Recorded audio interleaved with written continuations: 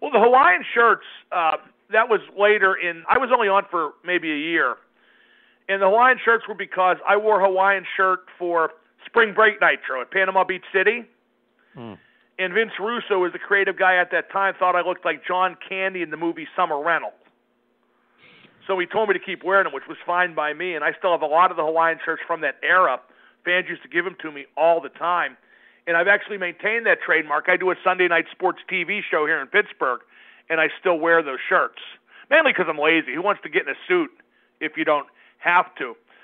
But the main reason I got on Nitro, and this is something that the guys who supposedly report this business like Meltzer, and Dave does a great job 98% of the time, but the other 2% of the time he protects people. He protects his friends. And Bobby Heenan would often show up to work impaired at that stage of his career. He'd been drinking before work.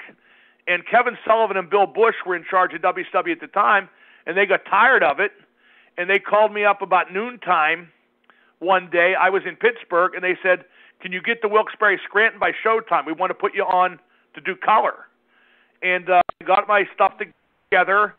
I didn't cancel my radio show, but I got somebody to fill in, and I got to Wilkes-Barre Scranton as soon as I could. And I was on the show until Diamond Dallas Page got me fired because he's a big baby, and he didn't like me heeling on him. Even though I was a heel color guy, he was a baby face, and that's kind of the way it works.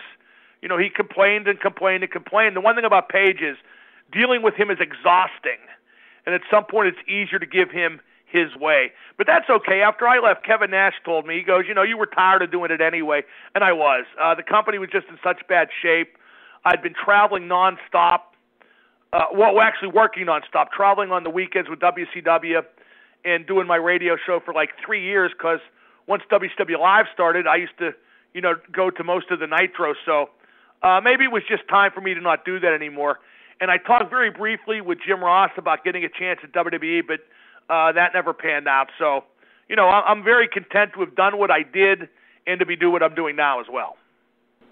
So you're saying DD Me was for real when you would call him DD Me? That was like a shoot, basically? He and I started out at Loggerheads, and then we were okay for a while because I always was impressed with how hard he works. But he is a guy who's just incredibly selfish and just, like I said, he's exhausting to deal with. He has no self-awareness and can't even see that when he tries to help people, it's mostly about promoting himself. Case in point, I give Page a ton of credit for all the great things he did to help Scott Hall and Jake Roberts, especially Scott, because Scott's a friend of mine, right?